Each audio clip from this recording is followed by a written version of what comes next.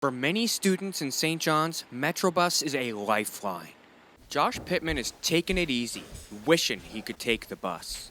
Pittman is a student at Memorial and lives in Conception Bay South. He says having public transit in CBS would be a game changer for students and citizens. Most of all, it's really important to me that we find a way to connect all these communities and connect us socially and find a way that we can more effectively come together economically, socially, as a community, so on.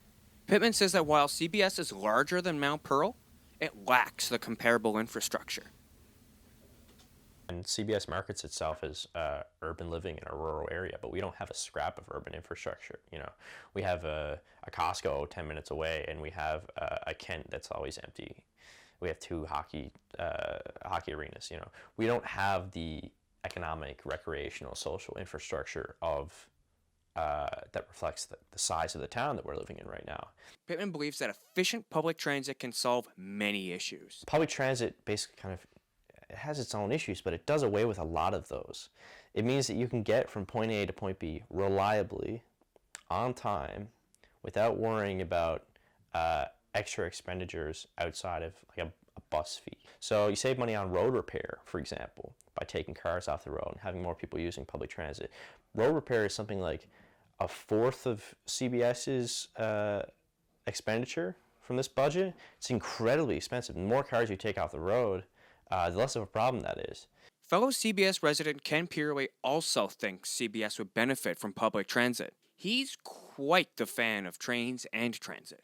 Meeker finds it strange that despite CBS having a bigger population, Corner Brook has a bus system, while CBS doesn't. I think I understand there's like 32,000 cars a day go over to Manuel's Access. So if there's that many vehicles on the road, we definitely need some form of public transit. Meeker thinks that while the province is quite connected on the digital highway, we were more physically connected in the 1950s. We had, compared to what we have, is amazing. I mean, back in the day, we had a coastal boat system that linked pretty much every outport that was next to the water. We had a railway system that connected with the coastal boat system. You could actually live in a place like St. Bernard's, which is down on the Burin Peninsula, book passage to Boston without leaving St. Bernard's.